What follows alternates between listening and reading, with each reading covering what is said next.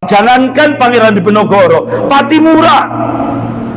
Coba tanya, cek, Pak. Bapak kalau pulang dari ini, setelah Ba'dal Isya nanti pulang ke rumah, tanya ke cucu atau ke anak yang masih di bangku SMP SMA, tanya bagaimana Patimura. Oh, Patimura itu orang Kristiani. Pasti jawabnya seperti itu. Ya Allah, ini penggelapan sejarah, Pak. Patimura itu nama aslinya Ahmad Lusi. Dia Muslim yang taat, berbangkitkan semangat jihad melawan penjajah Belanda. Tapi sekarang Ahmad Lusi diganti Thomas apa itu? Materese. Coba Pak, Ahmad diganti Thomas sekarang. Sehingga akhirnya anak-anak kita, cucu-cucu kita menganggap Patimura adalah seorang Kristiani. Astagfirullah. Jadi inilah Pak, kita dikadali terus, dikibuli terus, ditipu terus. Coba lagi, si Singamangaraja. Coba, si Singamangaraja.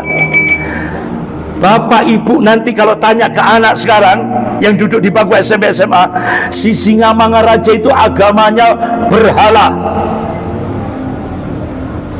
pagan. Ya Allah Pak, Bu, ini penggelapan sejarah.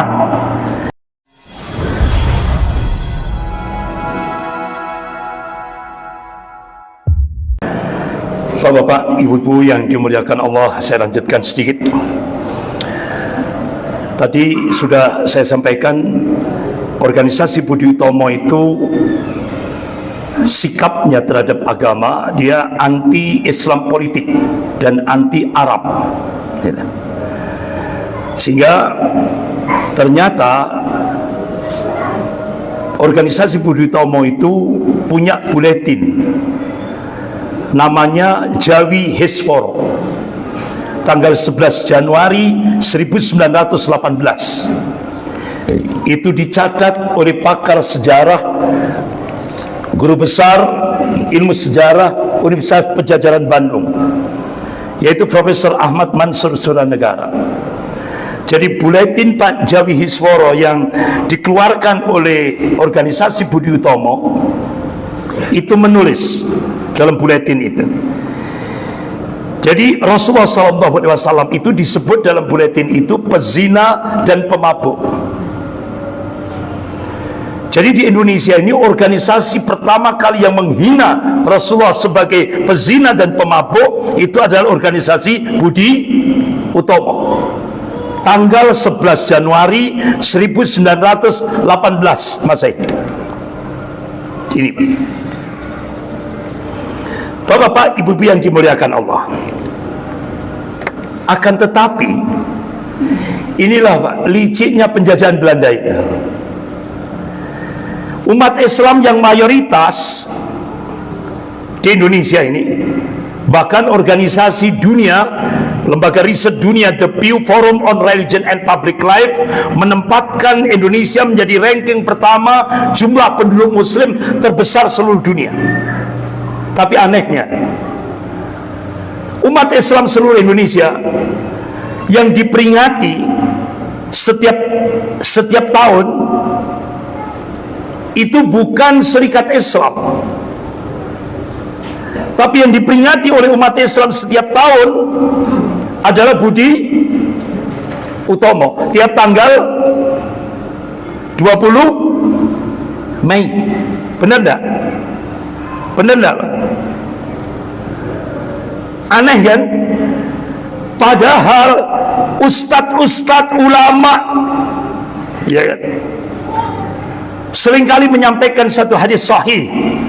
Qala Rasulullah sallallahu alaihi wasallam, la yu'minu ahadukum hatta akuna ahabba ilaihi min walidihi wa waladihi wan nasi ajma'in. Ini hadis sahih riwayat Bukhari wa Muslim. Belum sempurna iman seseorang di antara kalian hingga aku, kata Rasulullah, lebih dicintainya daripada orang tuanya, anaknya, wan nasi ajma'in, dan manusia seluruhnya. Ini sahih. Tapi pertanyaannya, kenapa tiap tahun umat Islam yang katanya cinta kepada Rasul, mahabbatul Rasul, tapi yang diperingati adalah organisasi yang menghina, yang melecehkan, yang merendahkan Rasulullah SAW. Aneh kan?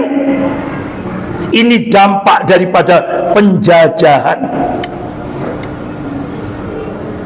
Ini kita dikadali, Pak.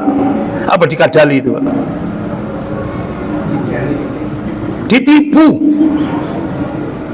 Ditipu kita oleh penjajah ini. Ya. Contoh saja, contoh ini, Pak. Buku sejarah. Ini kita baru tahu. Karena apa? Ada seorang Muslim mencoba untuk datang ke Museum Leiden, Museum Sejarah Leiden, Belanda. Ternyata dia di sana menemukan satu surat Pangeran Diponegoro disimpan di Museum Leiden. Ini suratnya Pangeran Diponegoro ketika beliau dikhianati oleh orang dekatnya. Akhirnya beliau ditangkap. Akhirnya Pangeran Diponegoro dibuang ke Manado lewat ajudannya Kiai Haji Hasan Basori. Pangeran Diponegoro nulis satu secarik kertas. Isinya apa? Minta kepada para ulama di Jawa untuk membangkitkan semangat jihad fisabilillah untuk melawan penjajah Belanda. Tujuannya apa? Untuk menata kembali agamanya Rasulullah SAW. Bulan Juli 1800 sekian di Ponorogo. Nah, surat itu tidak pernah ditulis dalam buku sejarah. Iya kan? Tidak pernah. Ini jahatnya penjajah, Pak. Itu disimpan di Museum Leiden Belanda.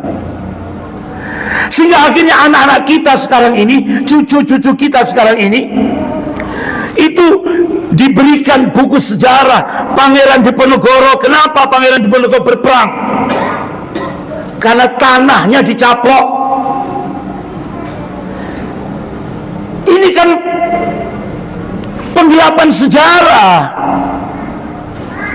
Sehingga akhirnya anak-anak kita sekarang yang duduk di bangku SMP SMA, Pangeran Diponegoro itu matre. Kesimpulannya kan seperti itu. Karena tanahnya dicaplok oleh Belanda, akhirnya marah. Coba, Pak. Padahal aslinya perang Jawa itu bukan karena tanah. Perang Jawa itu Pangeran Diponegoro membangkitkan semangat jihad untuk melepaskan Indonesia dari penjajahan Belanda, bukan masalah tanah. Ini loh, Pak, jeleknya penjajah ini seperti itu. Sehingga sampai sekarang coba Bapak, jangankan Pangeran Diponegoro, Patimura, coba tanya, cek, Pak. Bapak kalau pulang dari ini, setelah Ba'dal Isya nanti pulang ke rumah, tanya ke cucu atau ke anak yang masih di bangku SMP SMA, tanya bagaimana Patimura. Oh, Patimura itu orang Kristiani. Pasti jawabnya seperti itu. Ya Allah, ini penggelapan sejarah, Pak. Patimura itu nama aslinya Ahmad Lusi. Dia Muslim yang taat, berbangkitkan semangat jihad melawan penjajah Belanda. Tapi sekarang Ahmad Lusi diganti Thomas apa itu? Materese. Coba, Pak, Ahmad diganti Thomas sekarang. Sehingga akhirnya anak-anak kita, cucu-cucu kita menganggap Patimura adalah seorang Kristiani. Astagfirullah. Jadi inilah, Pak, kita dikadali terus, dikibuli terus, ditipu terus, Pak. Coba lagi Sisingamangaraja. Coba Sisingamangaraja. Bapak ibu nanti kalau tanya ke anak sekarang yang duduk di bangku SMP SMA, si Singamangaraja itu agamanya berhala, pagan. Ya Allah Pak, Bu, ini penggelapan sejarah.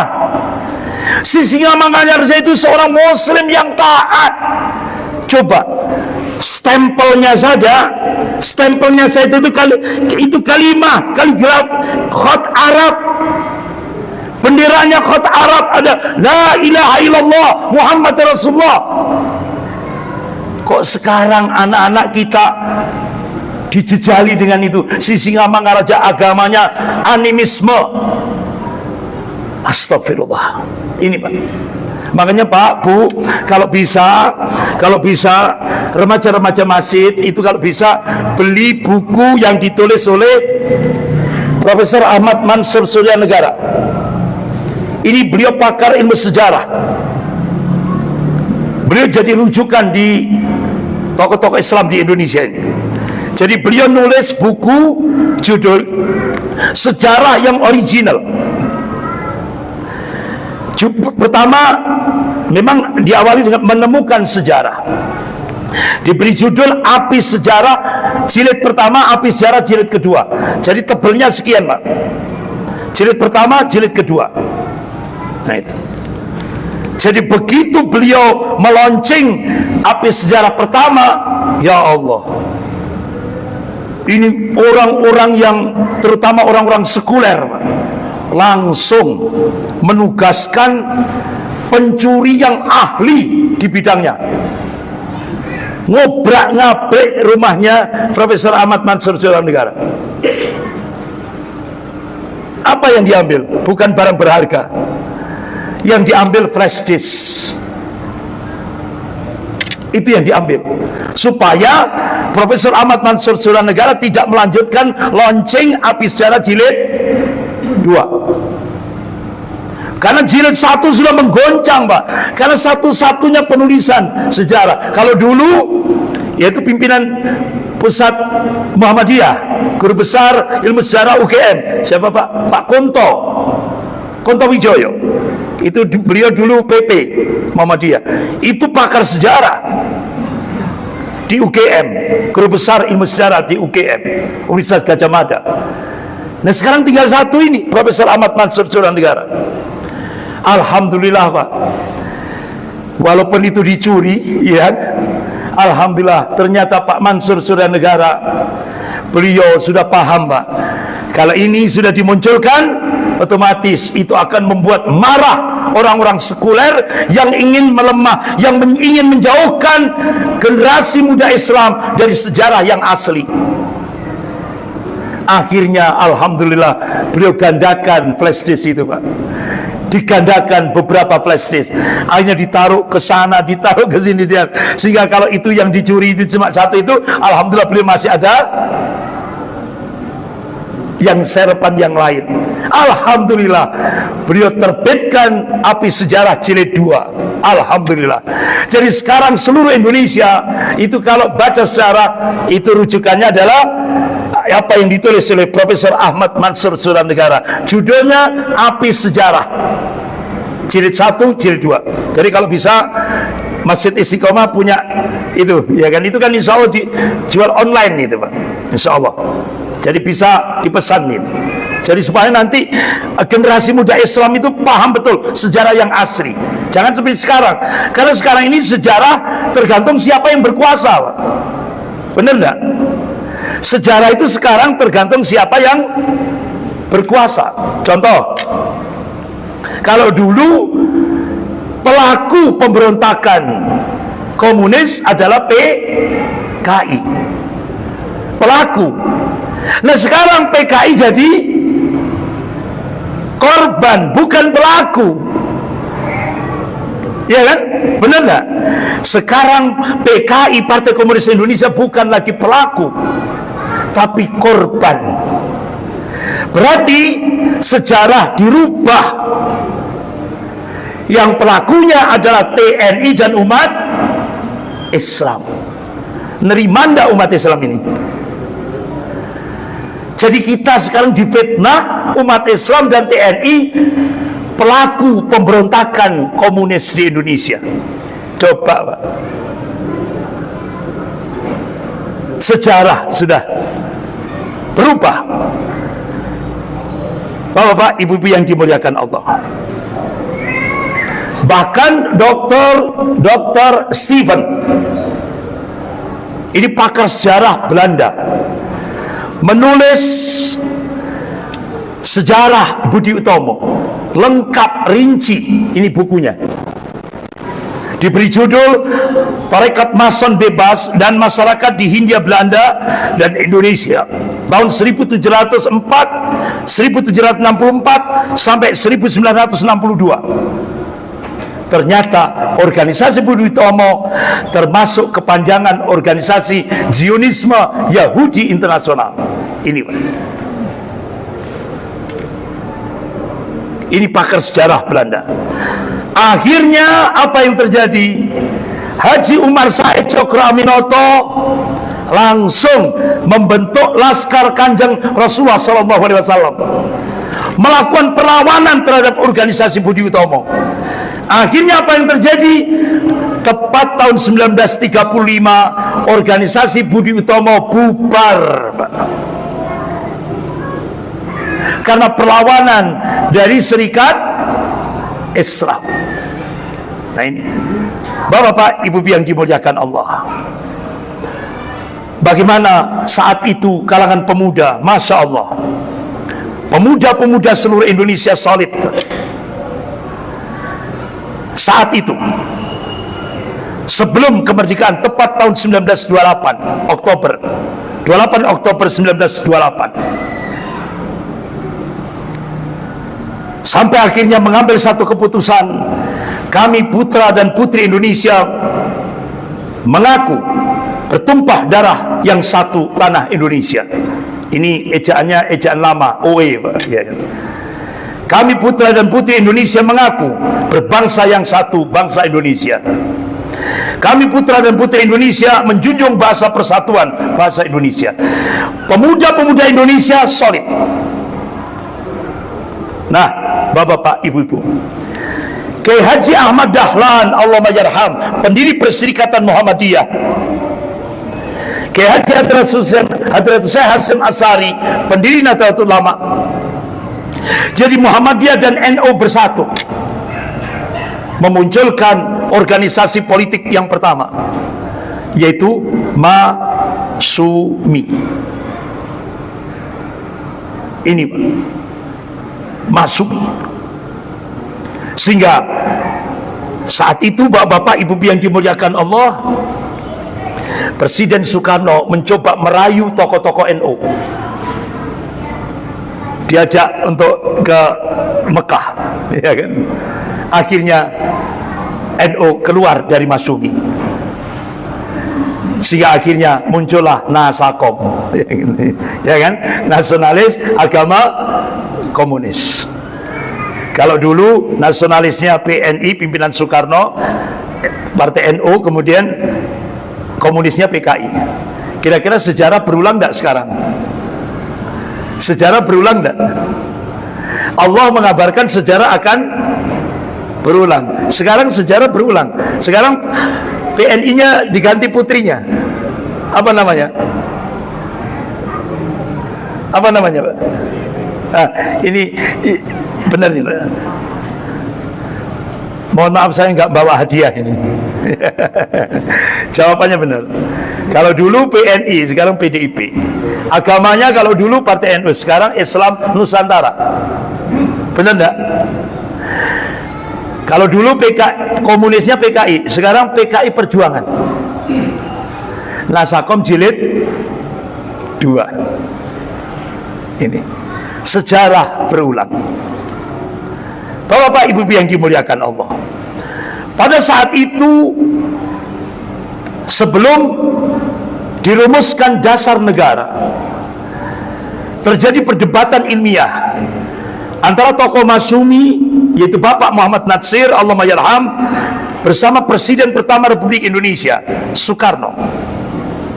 Waktu itu Pak Natsir memberikan argumentasi pada saat terjadi perdebatan ilmiah. Pak Nasir memberikan argumentasi Islam tidak dapat dipisahkan dari negara, karena urusan kenegaraan pada prinsipnya merupakan bagian yang terintegrasi dengan risalah Islam. Negara adalah sekumpulan orang yang bersatu dalam satu teritorial, menyepakati hidup bersama dan mengelola wilayah tersebut. Sebab itu negara juga menjadi soal yang tidak dapat dipisahkan dari Al-Quran. Ini Bapak Muhammad Nasir, tokoh Masyumi. Akhirnya Pak Nasir mengutip surah Ad-Dariyat ayat 56. A'udzubillahi minasyaitonir rajim, wa ma khalaqtul jinna wal insa illa liya'budun. Tidaklah aku ciptakan jin dan manusia ini kecuali untuk beribadah, mentauhidkan Allah. Oleh karena itu dari kebijakan ini Pak Nasir mengambil kesimpulan, cita-cita hidup seorang muslim ingin menjadi Abdullah, hambanya Allah, dan ingin mendapatkan kemuliaan di dunia wal akhirah. Ini argumen perdebatan ilmiah antara tokoh Masyumi dengan Presiden Soekarno. Akan tetapi dari perdebatan ilmiah itu ujung-ujungnya Soekarno menolak Islam sebagai dasar negara. Beliau lebih berkiblat pada pemikiran Mustafa Kemal Atatürk. Jadi Islam hanya privasi, hanya pribadi, jangan sampai dikaitkan dengan negara. Inilah yang dimunculkan oleh Soekarno.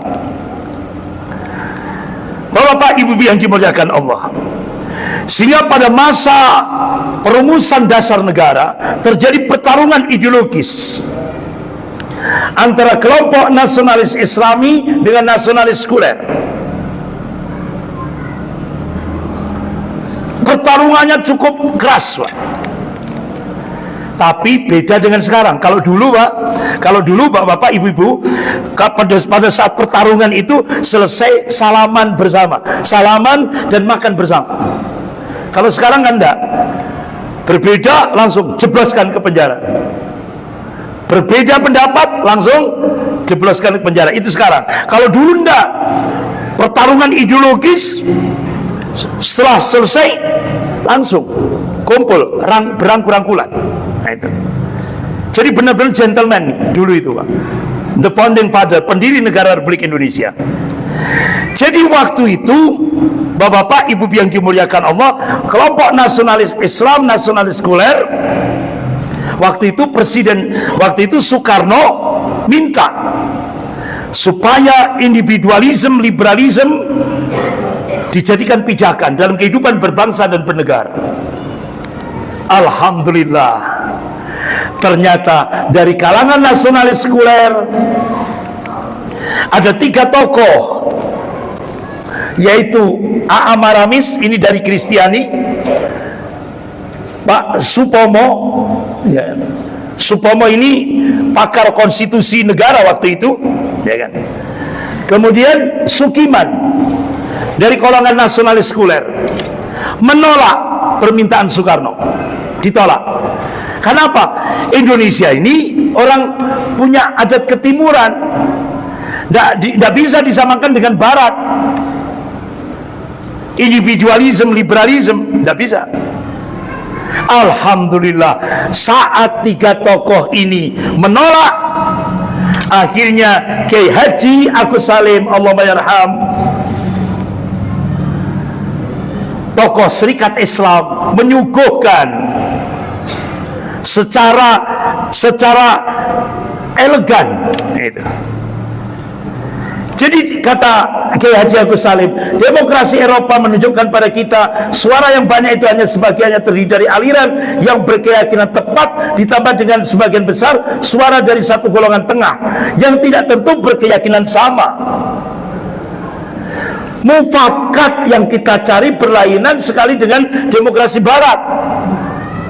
Akhirnya Kiai Haji Agus Salim, Allahumma yarham, memunculkan surah As-Surah ayat 38, wa amruhum surah bainahum. Ini yang pas untuk negara kita, musyawarah untuk mencapai mufakat. Alhamdulillah, bapak-bapak, ibu yang dimuliakan Allah, semua clear. Baik nasionalis Islami, nasionalis sekuler sepakat dimasukkan pada sila keempat, kerakyatan yang dipimpin oleh hikmah kebijaksanaan dalam permusyawaratan perwakilan. Itu diambil dalam surah As-Surah ayat 38. Wa amruhum syura bainahum. Clear, Pak. Alhamdulillah, selesai bertarung secara ideologis, salaman semuanya. Setuju? Sila keempat dimasukkan. Ini the founding father, pendiri negara Republik Indonesia dulu, Pak. Akhirnya tepat tanggal 1 Juni 1945, Soekarno mengusulkan istilah Pancasila sebagai dasar negara. Semua setuju. Tapi begitu Soekarno memaparkan, mengusulkan teks Pancasila, sila pertama nasionalisme atau kebangsaan Indonesia, sila kedua internasionalisme atau perikemanusiaan, sila ketiga mufakat atau demokrasi, sila keempat kesejahteraan sosial, sila kelima ketuhanan yang berkebudayaan. Kemudian Soekarno meringkas trisila, sosionasionalisme, sosiodemokrasi, ketuhanan Maha Esa, kemudian diringkas lagi eka sila gotong royong. Apa yang terjadi? Allahu Akbar. Ternyata usulan Soekarno 5 sila ini ditolak oleh 3 ulama. Satu, Kiai Haji Mudzakkir dari Muhammadiyah menolak. Yang kedua, Kiai Haji Wahid Hasyim dari NU menolak. Yang ketiga, Kiai Haji Agus Salim dari Serikat Islam menolak. Akhirnya diserahkan pada 3 ulama ini.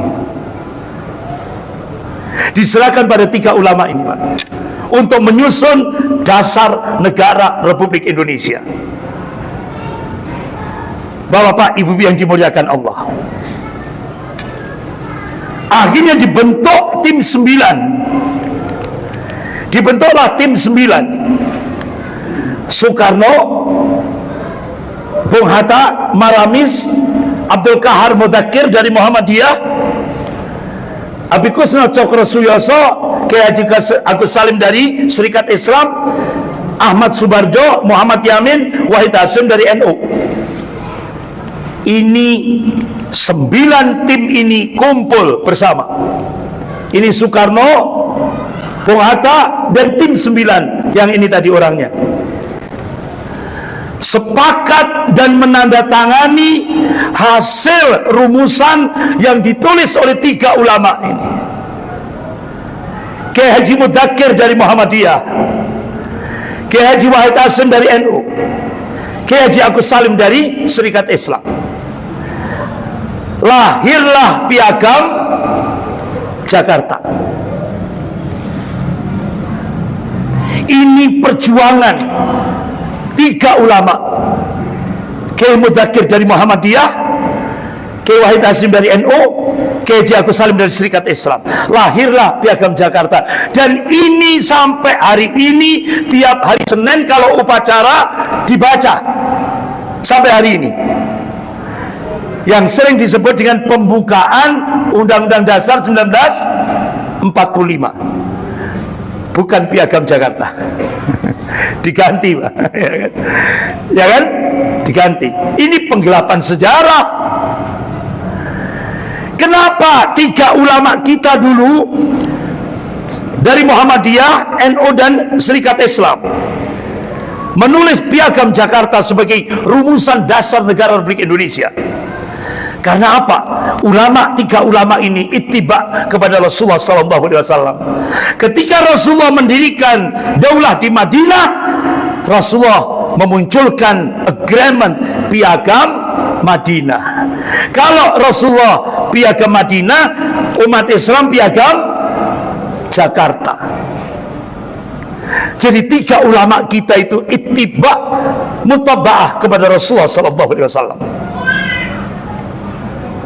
Nah, bapak-bapak, ibu yang dimuliakan Allah, akhirnya rumusan Piagam Jakarta ditandatangani oleh tim 9 ini. Tanda tangan semuanya. Resmi, ini sebagai dasar negara Republik Indonesia, yang sampai hari ini dibaca terus tiap upacara, baik di instansi-instansi pemerintah maupun di sekolah-sekolah di seluruh Indonesia, termasuk di kandangan, ya kan? Nah, ini semuanya kalau upacara pasti baca ini yang dibaca. Bapak-bapak, ibu-ibu yang dimuliakan Allah, coba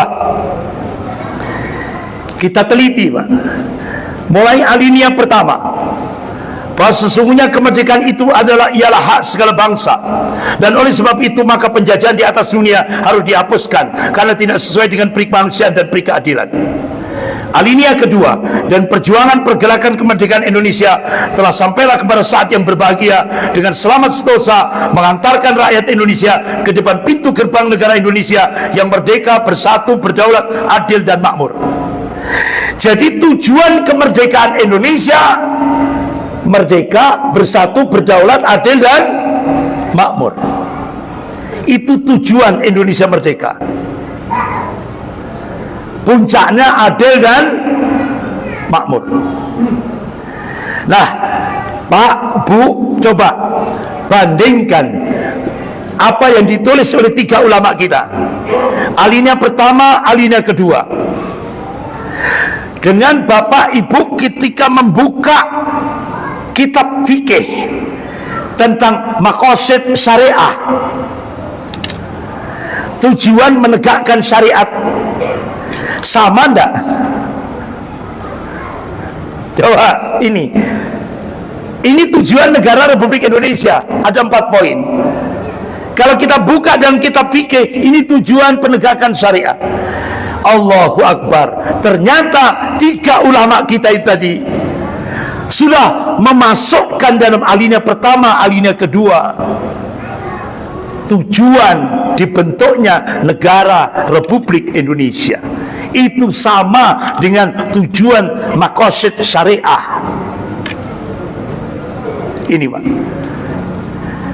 Kemudian alinea yang ketiga, atas berkat rahmat Allah yang Maha Kuasa dan dengan didorongkan oleh keinginan luhur supaya berkehidupan kebangsaan yang bebas, maka rakyat Indonesia menyatakan dengan ini kemerdekaannya. Coba kalau kita buka surah Al-Baqarah ayat 218.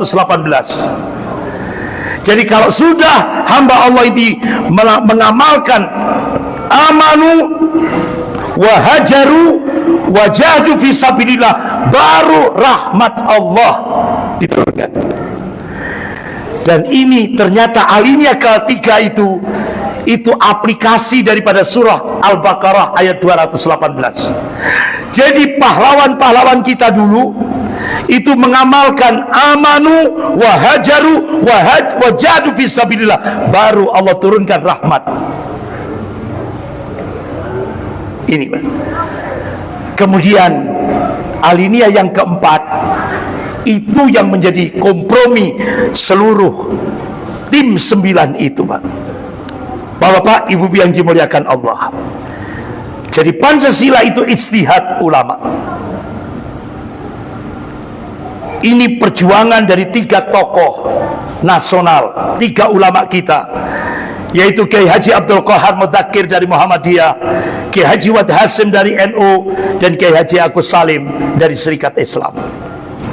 Nah, Bapak-bapak, Ibu yang dimuliakan Allah, bagaimana selanjutnya? Insya Allah kita lanjutkan besok pagi kuliah subuh, supaya kita tahu, Pak, bagaimana prosesnya. Nah, itu. Sehingga nanti puncaknya sesuai dengan tema kita, selamatkan negara kesatuan Republik Indonesia. Saya kira gitu. Insya Allah kita lanjutkan besok pagi, kita lanjutkan pada saat kuliah subuh. Untuk pertanyaan kita pending besok pagi aja, ya. Saya kira gitu, lebih kurangnya saya mohon maaf. Kita akhiri dengan doa kafarat majelis. Subhanakallahumma wa bihamdika asyhadu an la ilaha illa anta astaghfiruka wa atubu ilaik. Wabillahi taufik wal hidayah. Wassalamualaikum warahmatullahi wabarakatuh.